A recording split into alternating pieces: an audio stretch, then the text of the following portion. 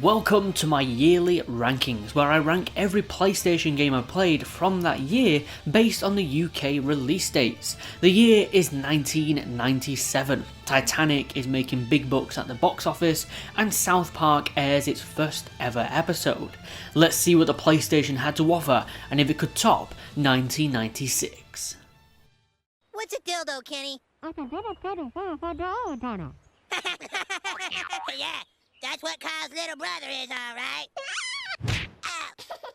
Kicking off 1997 and dropping all the way to the bottom is Mortal Kombat Mythologies Sub-Zero. I first played this on the lead up to Mortal Kombat 11's release, and I was in shock horror at how low this series went with this game. So technically this is the series' last 2D game, or 2.5D, and also acts as a prologue to Mortal Kombat 4, which was in development at the time. This isn't a one-on-one fighting game anymore, but instead a story-focused side-scrolling beat-em-up in which you play as classic Sub-Zero before the events of the original Mortal Kombat. This game shows what birthed the rivalry between Sub-Zero and Scorpion, and also introduced MK4 boss characters Quan Chi and Shinnok. While it has story significance, I still cannot recommend this game in the slightest. Its level design is awful, and its controls are some of the worst 2D side-scroller controls out there, with the developers trying to transition a fighting game into a side-scrolling platformer. Having to press L2 to simply change which direction you're facing is one of multiple poor design choices that this game had. What should have been a great game with a fan favourite rivalry at the helm instead was rushed, uninspired and cheapened. Leave this game to the myths and keep the myth forgotten. Arriving at 14th spot on my list is the second Dragon Ball game on PlayStation, Dragon Ball Final Bout. This was another disaster of a Dragon Ball fighting game. What baffles me is around this time was the height of the Dragon Ball Z Western craze. It was all over TV, it had tons of merchandise, and yet on PlayStation, this is the second crappy fighting game based on one of history's most popular anime. What the hell was going wrong? Final Bout introduces some new fighters from the Dragon Ball GT show. It also was the first 3D Dragon Ball game, but its painfully sluggish controls and animations, its slow, bland gameplay, its disastrous presentation and boring movesets that the characters have make for a terrible fighting game better left forgotten. This game was so bad that the blow from this would cause the Dragon Ball franchise to not receive another game on home consoles for 5 long years.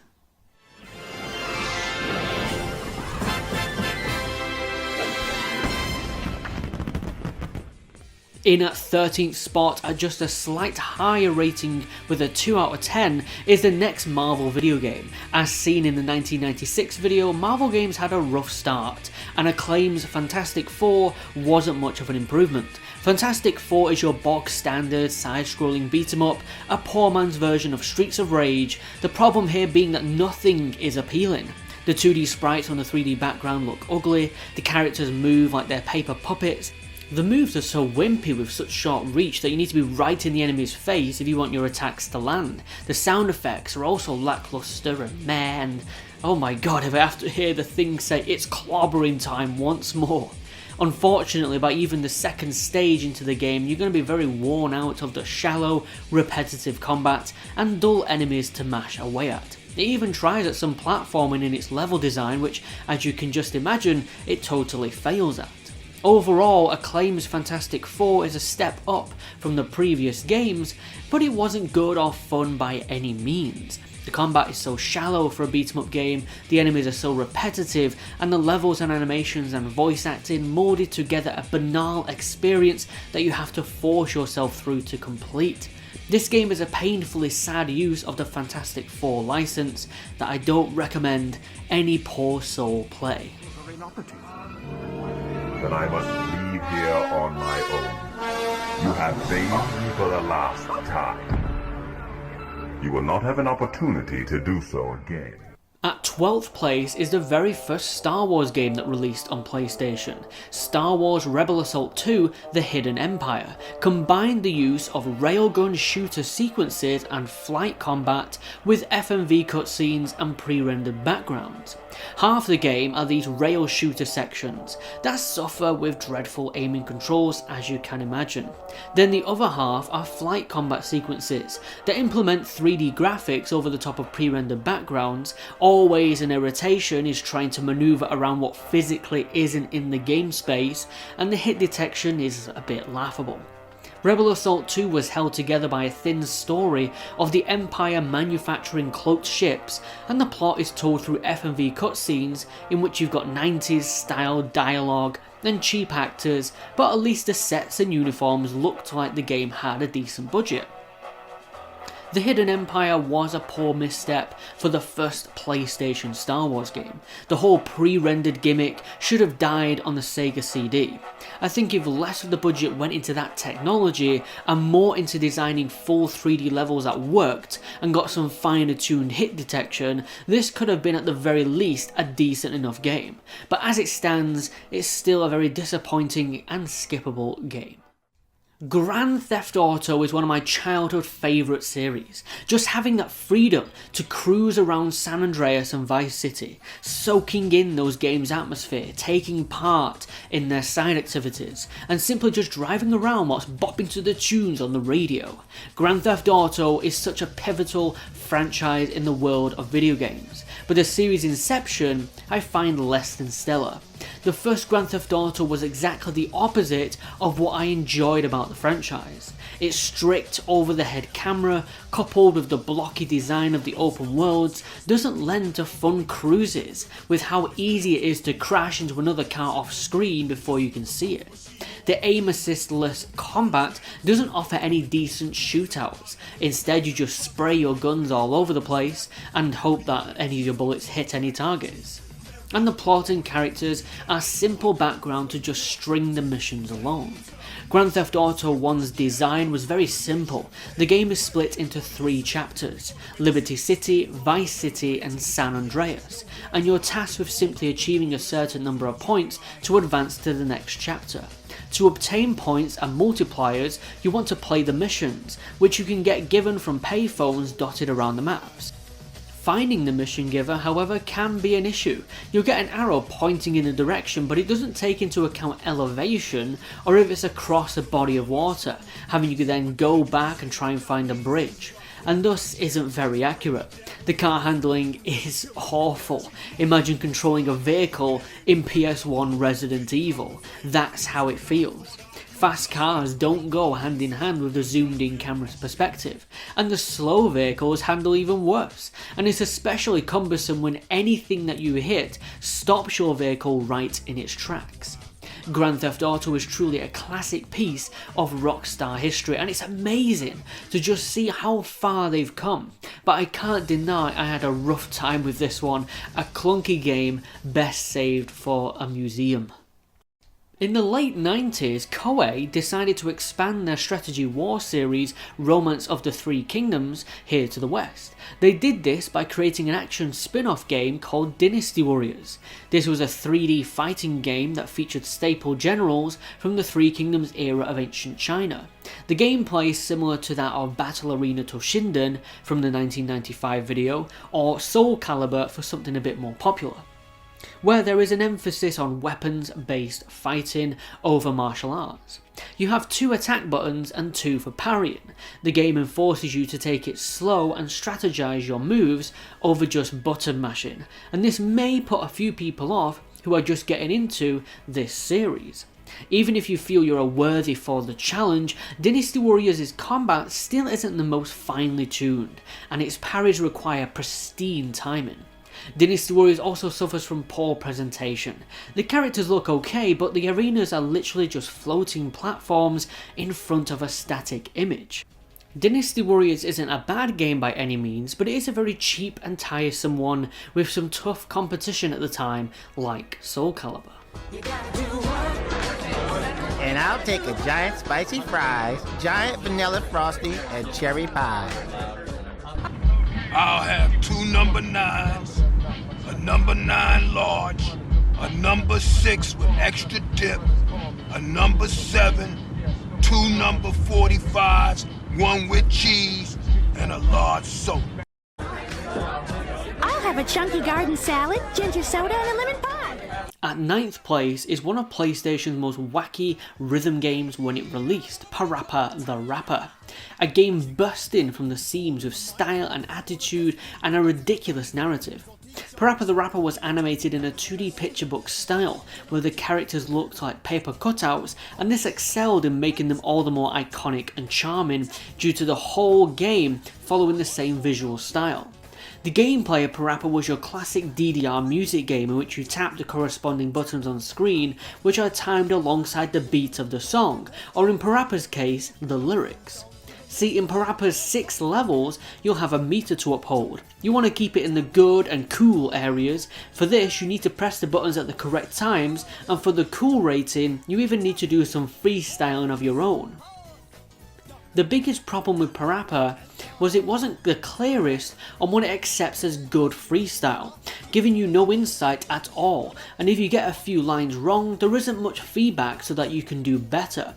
Even if you feel that you pressed all the correct buttons, PaRappa will still sound like the record is scratched. It's just not very appealing gameplay and needed longer times for you to hit the notes. As a music game, you come to expect good music, and PaRappa certainly delivers that.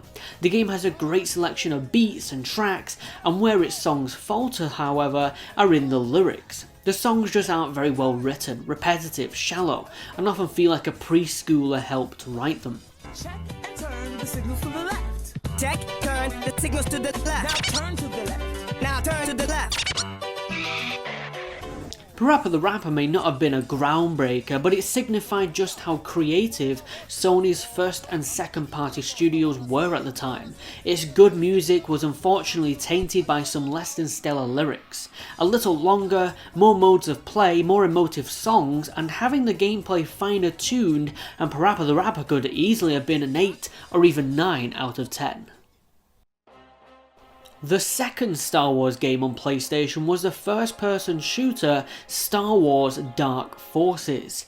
In this game you play as Kyle Katarn, who carries out missions for the Rebel Alliance. Dark Forces has you travel to lots of different looking planets, blasting away at Imperial stormtroopers and arming yourself with multiple different weapons. Dark Forces strayed away from other contemporary FPS games at the time by injecting some light platforming into its levels and giving you actual objectives to do instead of just simply getting from A to B. Dark Forces does try to stretch the length of its runtime by making you backtrack to the beginning of levels for extraction, and without any checkpoint or quick save features, you're forced to complete levels in a single run, which can be irritable.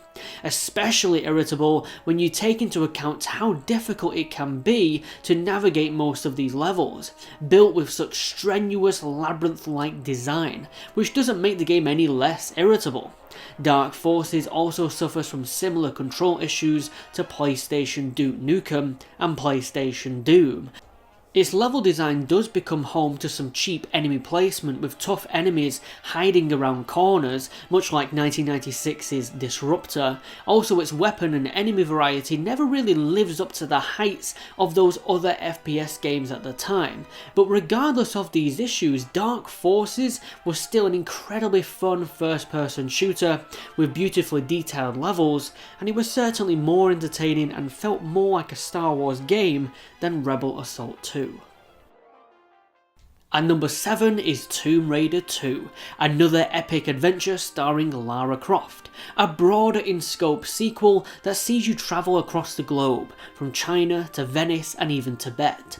There's new vehicles to ride, a new manual save system, ponytail physics, and a butler to lock in the freezer. But despite these new additions, Tomb Raider 2 just wasn't as strong as the first game in my opinion, having many new levels that felt really rushed due to the development cycle of this sequel, and far too many bullet sponge hit scan enemies suffering with poor AI, having them just rush you all the time. While it felt like more of the same, it lacks that scale of adventure and thrill of isolation that made the first game so memorable. Damn, those alien bastards are gonna pay for shooting up my ride. Who doesn't already know Duke Nukem 3D, hailed by many as one of the best FPS games of all time. Its port to PlayStation still held that same fun, but was simply bogged down by the system's limitations. I highly recommend playing the PS4 version of Duke Nukem 3D, or the PC version, as this game truly is what people say it is. A fantastic first-person shooter with so much style and a really enjoyable protagonist who's always cracking mature jokes and referencing pop culture. This guy is out to rescue the Earth's chicks. That's actually the plot of the game, and it's perfect. The levels have engaging designs. I really love the first level inside the cinema. You've got an epic amount of firepower to wield, a good one letting you shrink an enemy down so you can stomp on them with your boot, and you've got lots of awesome enemy designs like pig cops. Then, as the cherry on the cake, say hello to one of gaming's best soundtracks that for me, personally, is even better than Doom's. Unfortunately, despite its greatness, PlayStation 1 Duke Nukem just isn't as up to scratch, with it suffering from sluggish controls, frame rate stutters, and I definitely recommend playing the PS4 version. Kicking off my top 5 for 1997 is a little forgotten classic known as Blood Omen: Legacy of Kain. This is a top-down action-adventure game that follows the haughty and hubristic Kain, a character so different from what the rest of this time had to offer. Kain is a vampire, allowing you to morph into various transformations and suck the blood of the innocent to heal yourself. Blood Omen was a detailed and visually excellent vampire simulator, having a day and night cycle in which the night would make you even stronger, and even a weather system in which rain would be acidic to your skin and so you'd need to find shelter. It was detail like this, coupled with the macabre style and themes of Blood Omen, that made it a classic. Unfortunately, it still only stands at a 7 for me, as it is very sluggish, with lots of load screens and really clunky combat that needed more work on its hit detection, animation and enemy AI. However, Blood Omen Legacy of Kain is still fun to play, and even better when enjoying the game's narrative and finer details to the world building. Truly the spectacle of 1997. Of course, with the first game's huge success, Crash Bandicoot came back in the second game, Cortex Strikes Back. At 4th place, Crash Bandicoot 2 came with great new improvements over the original. You've now got a more functional save system, you've got new hub rooms which let you decide which levels you'd like to attempt first. Crash has a new slide feature giving some more versatility in the platforming, and there's now some newly added variety to the level biomes. Unfortunately, we still didn't have the analog sticks, and that's where Mario 64 had the win. Crash still controls like a bag of bricks. Nevertheless, this game was still an incredible feat on the PlayStation 1. Its graphics were still top tier, its animations had even bigger improvements, and the soundtrack was as wacky and diverse as ever. Crash Bandicoot 2 was a terrific sequel, just in need of finer tuning in controls and offering some broader and more diverse level design. But I guess that's what a threequel is here for. After 3 pretty trash Marvel video games, it was time for the comic icons to step up their game, and with their 4th video game they definitely did. Marvel Superheroes was a Capcom fighting game that was ported to the PlayStation from the arcade. Marvel Superheroes is based on the Infinity Gauntlet storyline, in which the Mad Titan Thanos plans to kill half of life in the universe by utilising 6 incredibly powerful Infinity Gems. These gems are also implemented into the gameplay itself, and can be acquired in matches to give yourself temporary boosts in different stats. Marvel Superheroes also came with a grand amount of 12 unique playable fighters ranging across the whole Marvel catalogue, from Avengers like Iron Man, Captain America and Hulk, to specific X-Men like Wolverine and Psylocke, and to even some lesser known characters such as Shuma Gorath or Blackheart. all came with Capcom's extremely talented animators that gave each Marvel hero fantastic new redesigns. All that really held Marvel superheroes back is its steep lack of modes and extras and some occasional frame rate drops on the PlayStation version, but otherwise this was yet another incredible fighting game by Capcom. My runner-up for 1997 is Konami's Castlevania Symphony of the Night. This was the first step Castlevania took onto the PlayStation, and with it, it would be viewed from a completely new perspective. However, instead of doing the popular shift into 3D, Symphony of the Night stayed with its 2D sprite work and instead evolved its level design. Symphony of the Night takes place in one singular castle. A castle with multiple branching pathways. You'll explore the entirety of it, obtaining new powers and abilities along the way, some of which you'll need to retrace your steps and access previously inaccessible areas. As you progress, you'll constantly get stronger with a new light RPG leveling system. This was a revolutionary experience, from the way its huge level is designed to the way that the game begins with you replaying the end of the previous Castlevania game in an action-packed Dracula boss battle. An opening that would inspire many later action games to style their own action-packed beginnings. And then you've got the next section playing as Alucard, the son of Dracula with all of his powers. Then you encounter Death, who takes all of your vitality, strength and abilities away. Another gameplay trope that many games after would draw their inspiration. Castlevania Symphony of the Night was also a beautiful game that still holds up to this very day, and showed that 2D games were not out of the picture yet, with the rise of 3D gaming happening at the time. However, being the first does make some of Symphony's ideas a little crusty today, like how its map opens up so quickly it can be quite underwhelming when trying to figure out where you're supposed to go next. This can lead you often ending up in a sector that's above your level, or you suffer from backtrack fatigue. Then you beat the game, you reload your save, you rescue Richter, and then it happens. A new castle. Well, it's the first one, but flipped upside down. This section is what pushes Symphony of the Night down to second spot for me personally. I don't really like the second castle. It's a great idea, but executed poorly in my opinion. It's full of annoying platforming, irritating enemies, and poor pacing, and you'll be wishing for it to be over. Symphony of the Night set brand new standards for 2D side-scrollers, and ultimately helped birth the Metroidvania style, a revolutionary experience that needed a little work on its pacing, and the second half could maybe have been left on the cutting room floor. Nevertheless, this is a classic through and through. And now for my Game of the Year of 1997 goes to Final Fantasy VII, Square's biggest video game project at the time and my personal favourite turn-based RPG on the original PlayStation.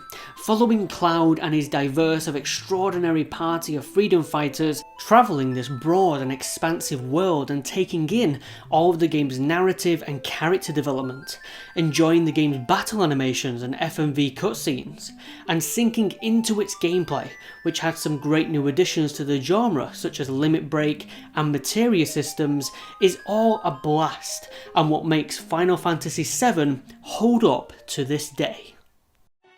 And that was my ranking of all the games that I have played on the PlayStation from 1997. What was your favourite game from this time? Let me know in the comments below and I'll catch you all in the next video. Thank you so much for watching and take care.